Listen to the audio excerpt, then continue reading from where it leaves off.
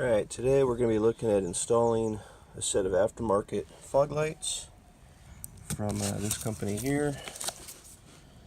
These are commonly found on eBay, Amazon, that sort of thing. I'll see if I can find a link to put in the description. But here's the aftermarket cover, bulb, comes pre-installed, and we're going to be taking out the factory one here and putting this guy in. So once it's installed, it will look like this. Comes with everything you need: bag of screws, wire harness, fuse assemblies, switches, zip ties, everything we should need. Has its own wiring diagram, but really doesn't talk too much about the installation of how to mount the bulbs or anything like that. Tools needed, pretty simple: flathead, Phillips, and a 10mm. The 10mm and the flathead are going to be to remove the screws for the undercarriage. So you've got the little plastic part underneath. You got to pull that out of the way to get your head up in the fender to work from the backside. And you get a couple of these little body clips to pull out. You'll need a flathead to pop those out. Alright, so the old molding piece that goes in the hole for the fog lights, I've already got it loose, but basically I just took a screwdriver and kind of got in here behind it and popped it off. It's just got little snap-in brackets, nothing too special to hold it. In my case, we had one missing. My wife came home, said, hey, the thing was missing off of her car.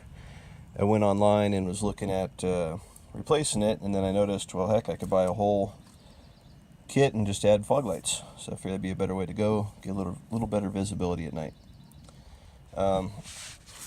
This guy's got what looks like to be 4 mounting screw holes, but actually when you bring it in from the back side here, 2 of them are going to go right into little slots. So right here on the right side, those are just going to go in the slots. It's going to lean forward, and then I'll show you from the back side there's a screw hole.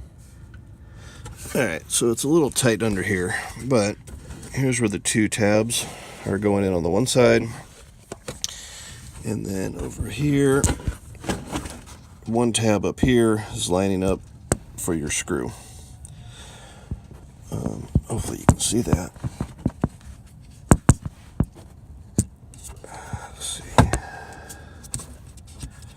So this one doesn't do anything. This one on the top here is where you're going to put one of those screws from the bag. Let's see if we can get a better shot from the other side where there's a little more clearance. Alright, so once you've got the 1 screw in place, everything's nice and solid. You can see it doesn't move.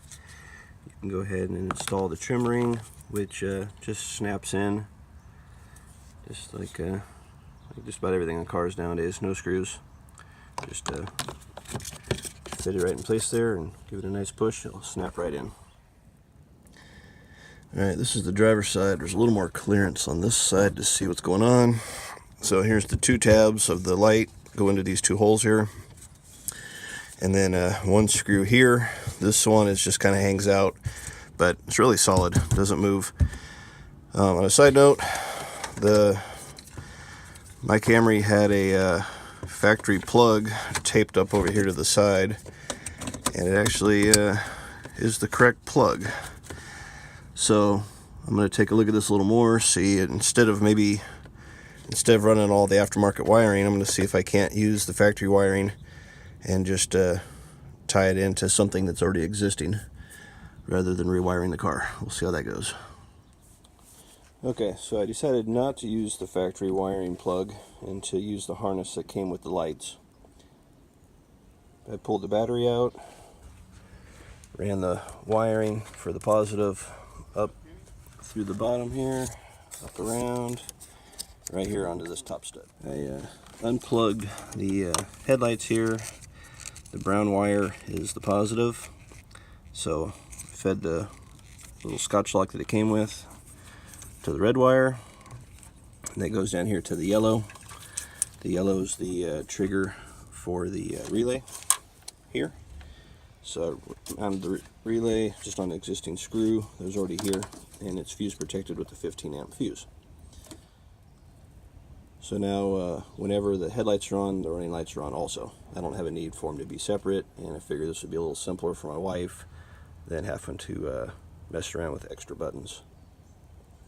If you have some wire loom, it'd be good to put a little wire loom on this. I'm going to have to go pick some up. I don't have any with me, but wire loom this and then zip tie it along with everything else so that it's not rubbing somewhere, you know, where it's going to chafe it and break it.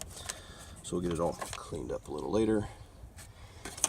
And then don't forget to plug your headlight back in. And then tuck away the wiring. There's a little extra, so you need to fold it up, zip tie it, tuck it out of the way. Plug in both lights, and then there's one grounding wire. I just hooked it to an existing wire down over here. I found a stud right, a little hard to point to it, but right up here. I found an existing stud. I just put the ground wire on there because that's where it was able to reach to. I'm not sure why they put it on the harness where it ended up way over on this side, but it is what it is.